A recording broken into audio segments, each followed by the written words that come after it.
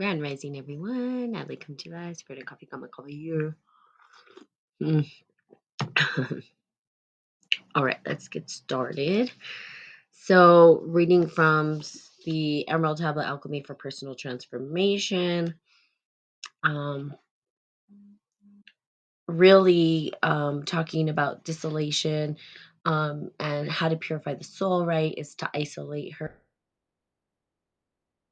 Alexandra philosophers Platonius, preventing her from attaching herself to other things and raise her from the things here below to intelligible entities. Also to wean her from the body. For in that case she is no longer sufficiently attached to it to be enslaved to it. So resembling a light which is not absorbed in a whirlwind of matter. Okay. So this too is part of chaos. If we think about it, chaos is really an interesting topic for most people. And we have chaos theory even where we're trying to understand like what is chaos, and it freaks people out. The chaos theory kind of freaks out, I believe, a lot of people, because what it does is it tells us, you know, is everything predetermined, and it tells us that perhaps it's not, that there's free will. But then there's this pattern that surfaces, and so we don't know what the pattern's going to be, right? And that's kind of what chaos theory is in a way, in a very simple way, simplistic way to describe it. So when we think about chaos theory, what we see is that we don't know what the pattern's going to be. We just have no idea. We can't even predict it. So there's no predictability in chaos theory, but we can say that the predictability we could probably say is that there will be some sort of pattern that arises from it. We get fractals out of this, right? And if you are look too close or you look too far, it looks like a bunch of chaos. You don't really know what's going on. And I think about this in like traffic, right? Or when we're flying. Let's say, for instance, and we're looking at traffic. When we're out on the road, it's like a big chaotic cluster, right? It doesn't look like it makes sense. There's maybe not some order. I mean, people are driving in their lanes, not really anymore. People are driving all over the place. But when you start to fly above and you can't really see the patterns of the streets, like, the streets run straight, you don't really see a pattern, basically. When you start to rise above in the plane and you look down, it looks like a bunch of ants, and you can see the order and the patterning. It's pretty crazy. I always kind of used to do that when I was in the plane, look down and be like, wow, it's just amazing how when you're down there and you're in it, it doesn't look as orderly as when you're looking from further away. So perspective is a big thing, right, with chaos theory. But what is this saying? This is saying that you shouldn't attach yourself, or if you want to isolate her, which is, I would say, the great mother, and to live fluidly, you have to disconnect her from matter. Matter is, we are matter, whoever's on here. And we are dense, and matter, when we're dense and we're trying to move through the world, it's not as easy, right? Moving our vessels through the world. Um, Trying to find that lightheartedness. Okay, so let's just go through this. The distillation of Raymond Lilly. Good morning, Lisa. No matter how low we have fallen, the process of distillation takes us to the highest level and purges us of ego and worldliness. You can almost think of it almost like altruism in a way. An example of spiritual process can be found in the life of renowned alchemist Raymond. Born in 1235 to a wealthy family in Spain, he rebuffed their attempts to get him to attend the university and become a popular poet, and became a popular poet instead, leading the romantic life. Uh, Lilly ended up a member of the royal court. Um, Always a handsome ladies' man, could never resist the temptations of the flesh, and constantly sought new liaisons among the board and commonly ladies of the Spanish court. Um, his indiscretions were so frequent that King James complained and suggested that he settle down and marry a lovely, wealthy woman who was seeking a husband. That he did, although it did not curb his appetite for women. He finally met his match in an extremely beautiful noblewoman who played a horrific trick on him. Though she was married, Lily openly flirted with this gorgeous woman and even followed her around on horseback. After being harassed for months, she agreed to meet him for a rendezvous and fantasized for days about the upcoming tryst. Um, when the day finally arrived, he found her waiting patiently for him, and he approached her tenderly. Just as he was about to place a kiss on her pouting lips, she ripped open her blouse and revealed an ulcerating and cancerous breast that gave off a gangrenous odor. As he turned away in revulsion, she cried out, "How much better would it be to have been for him to set his love on the Creator and win a more lasting prize?" He ran from the scene, overcame by shame and his pride forever crushed. So humiliating calcination him to face the futility of his materialistic existence. So we kind of see this story even the storylines gets played out, right? Because we talk about um beauty and vanity as one of the, right, we call it the sins. It's funny because if you're watching Devil's Advocate, I like to quote this movie a lot. At the end, he goes, "Vanity, my favorite sin," right? Um, that we are visual creatures, and the way we look. Now, and we see this even with like Beauty and the Beast, right? It's the same kind of storyline narrative where the woman comes and she's not this beautiful thing, and he gets like, "Ugh, get away." He turns away, and then he's forever cursed because of it, and she turns into this beautiful thing. Well, this is kind of opposite. She's beautiful and shows him, you know, the opposite. Here's this grotesque thing, and if you would have put your time into something that was long lasting, like your spirit or your spiritual journey, that would have actually yielded results. Okay. He faced his faculties of materialistic existence. High living courtesan soon renounced his descendant life. He divided his estate and moved to Mount Ronda near Majorca. I'm sorry. His life and lived his life as a hermit. During this period, deep introspection, he entered desolation, and he was overwhelmed by nightmares and religious visions that seemed to be directing him to the Arabic lands. During his separation phase, he identified purified essence being released in his soul and discovered a type of alchemy being practiced in Tunisian that shared many of the components of his dreams. So he taught himself Arabic and traveled to North Africa, where he joined the Sufi sect, learned spiritual alchemy. Here we go. Another thing about spiritual alchemy is that you can see alchemy is not a religion. It's not a religion. This is why I call myself a spiritual alchemist. But what it does is it allows us to open ourselves to the different religious processes. There are religious processes. Okay. There's a process within each religion. If you look at it, right? There's a procession, there's rites of passage, there's all these processes that happen that help us kind of go through our harder stages in life. If we looked at like the Catholic Church, for instance, you have baptism, you have your first Holy Communion, you have your marriage, you have all these things, right, that you go through is a process. And there's a process in every quote unquote religion or spiritual way of life. Like, for instance, Buddhism, which is not a religion, it's a spiritual way of life, but there's a process to it, right? The process being first there's suffering, there's a way out, the Four Noble Truths, and it goes down and it goes on and on and on. Alchemy is a part of that. So as you can see, he's even stating that, right? That he went out and he joined the Sufi sect and learned spiritual alchemy. You see, you can learn alchemy through these different processes. They're all alchemy in motion because each one of them is looking at how do we actually purify the soul, the spirit, or how do we purify the spirit into soul? I think that's a better way to put it from a particular alchemic way of speaking about it, right? When we talk about alchemy, how do we purify that into pure light? How do we do that? What does the process look like?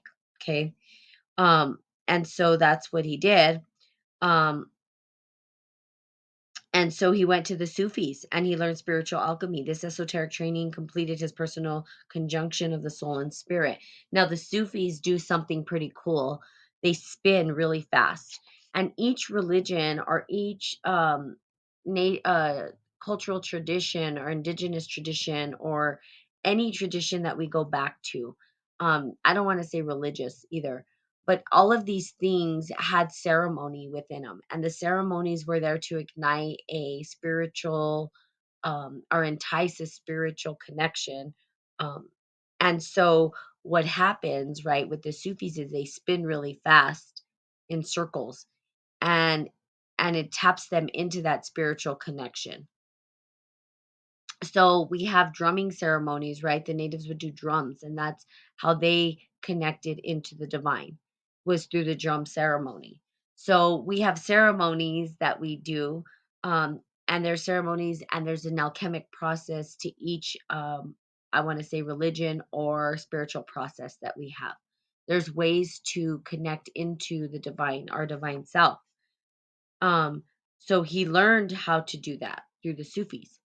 Now you have your way of doing it. Meditation is one way, right? Buddhism talks about meditation, sitting still, all of that kind of stuff. People do hypnotherapy, people take psychedelics, right, to have these experiences. The reality is we can tap into it without psychedelics. We can have these experiences through other ways. Sometimes people will cut off the breath. Kundalini is all about breath work and how you use your breath to ignite that spiritual experience. So there's different ways to connect. And this is what drives me nuts is people fight about religion. There's no need to fight about it. Everybody that is religious, everybody who is following a process is really trying to connect to the divine. They're trying to find what their way is to connect to that divine experience. And to be whole and feel that wholeness, right? Or feel wholehearted and loved. So they're looking at these different sects and they're saying, well, what works for me? So there's different things to ignite those experiences.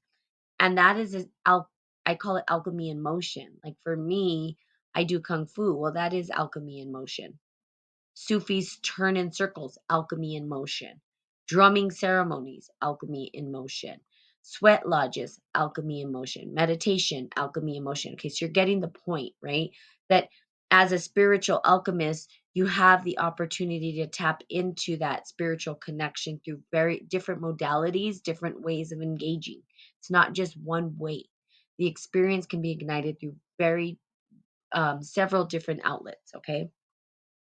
So his fermentation took place in 1217 when he returned to the Mount Rhonda, entered the seventh month of constant prayer and meditation. So he also did the prayer and meditation. Some people also do fasting. That's a big one that ignites. You know, we'll see this in a lot of spiritual people who we talk about today, like Jesus Christ did fasting, Buddha did fasting. Um, we have every religious practice talks about fasting.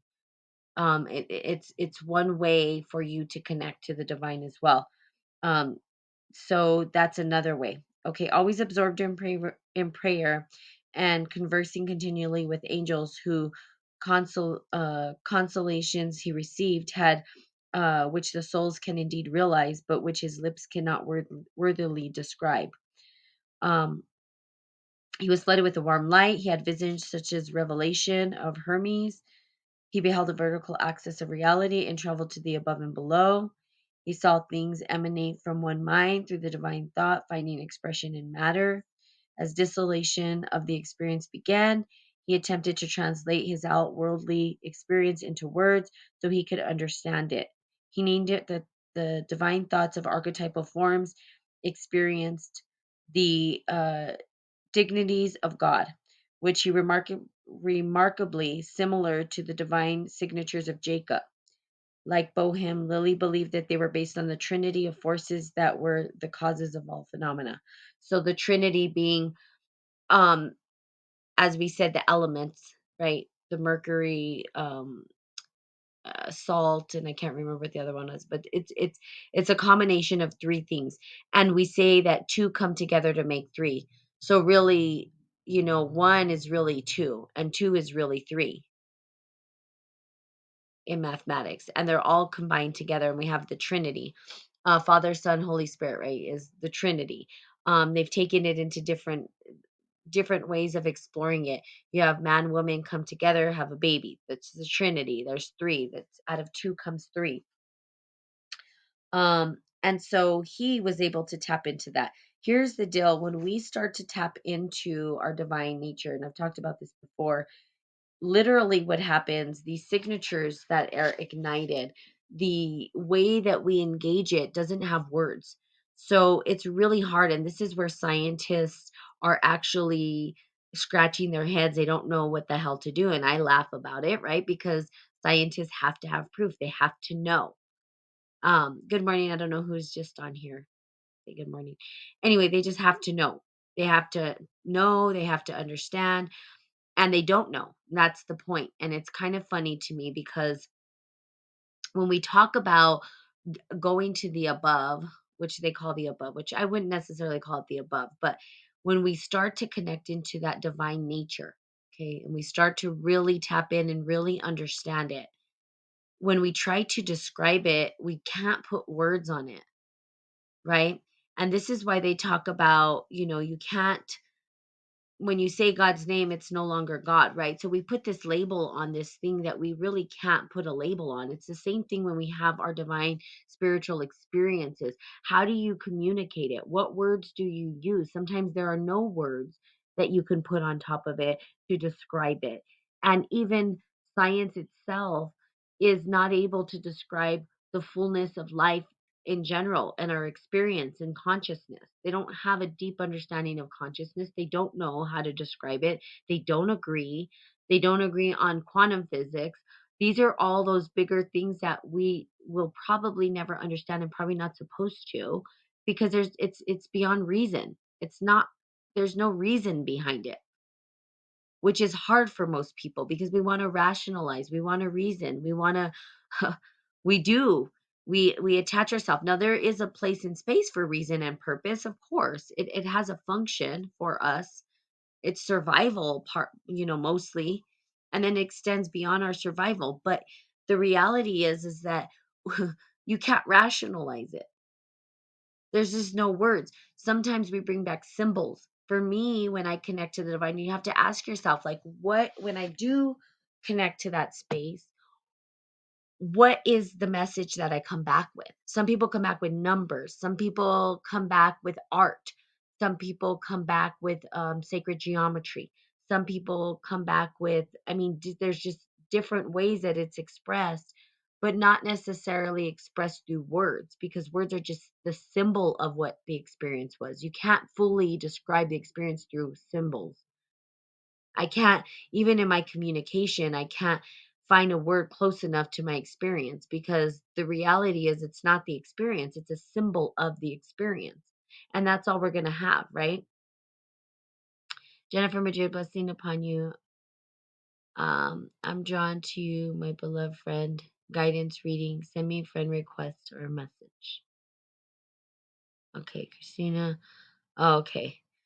Um, Okay, so I don't know who this person is, but tell us what you do. Are you a reader? What do you, a tarot reader? What do you, tell us what you do? What are your services? Apparently you have services. So you're trying to sell something. What is it you're trying to sell? Tell us. Okay. Um so as we tap into that, we bring back into this world creativity, and that's what it is. So there's no logic or reason. We look at paintings sometimes and they don't have a reason or a purpose, or they're just an expression of the self. We can try to put words on it, right, and say, oh well, they must have been thinking this, and this and that, and this is what it means to me. And the experience itself is captured in a picture, but the picture itself isn't the experience, you see. So it never can be, which is kind of unique and awesome in a way. It's really kind of awesome that we are able to experience this. Can we put words behind it? That becomes the harder part. Symbols don't tell us what the experience is completely, and we don't have a good enough language They say the fire letters, Arabic again, which was on here pretty close to it. Now we have English where we try to describe things, but really it's just a bunch of symbols put together. And then we're trying to describe what we see, like this is a coffee cup, but I can say that, but can you experience it? You could see it through here, but you're not touching it and feeling it like I am. I'm experiencing the mug itself. You're not. I'm only telling you it's that. You can only imagine what it feels like, but you're not really experiencing it. So you got to go out there. And so I guess the message is go out and experience life. That's really where it's happening. Go and experience, have these magical experiences, and maybe there's no need to put words on it, and rather just to be in the experience. Just be in the experience of life. See what that feels like without having to describe it. Just be with it. Okay, so there you go.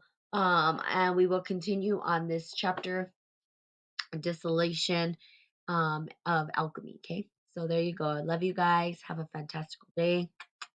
I will see you all tomorrow. Bye bye.